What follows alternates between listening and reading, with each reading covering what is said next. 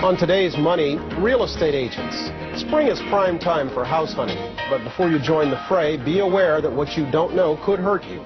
Smart Money's Gene Chatzky has some tips on what to look for in a real estate agent. Gene, good morning. Good morning. What are some of the basic things you should know about every real estate agent before you go about picking any one of them?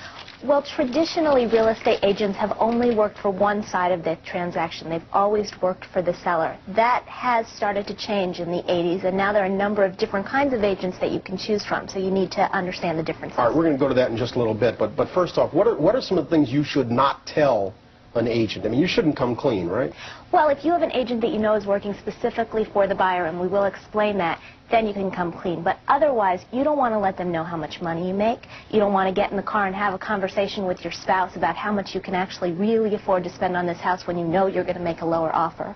You don't want to let on that your company is going to defer some of the closing costs, because all of those things can really affect your negotiating position. Okay, well, let's go to what you say are the 4 types of real estate agents, and then we'll talk about each one of them. You say there are 4 different types: the traditional agent, the exclusive buyer agent, the non-exclusive buyer agent, and the dual agent. Sounds very shady. Yes. Let's start with the first one, traditional agent. Okay, traditional agents work for the seller. If you list your home with them, they work for you. If you are buying a home through them, they also work for the seller. These are the people that you want to be very careful of telling them how much you can spend on a house. And that's the majority of them out there, right? That's right. This is how business has always been done. Okay, exclusive buyer agent. This is a new wrinkle, and if you have your druthers, if you have a choice, this is the way that you want to go. The problem is that there are only 3,000 of them across the country. They work just for buyers. They never take a listing. So they don't have the sort of conflict of interest on the other side of the deal. Why are there so few of them?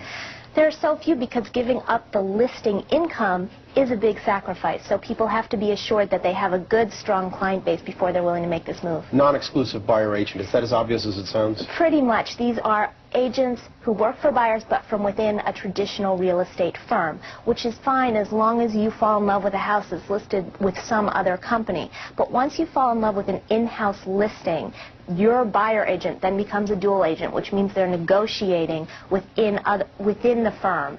And the information that gets shared across the water cooler, just because it's laying out on a desk, can be really detrimental to your position. How's a house hunter supposed to know what type of agent they're getting? I mean, they're not going to say, "Hi, how are you? I'm a dual agent." No, they'll never say I'm a dual agent. But if they're an exclusive buyer agent, you better believe that they're going to advertise it. These people consider themselves consumer advocates. They get on quite a high horse, and they like to tell you exactly who they're representing. So that's the one you want? That's the one that you want if you can get it.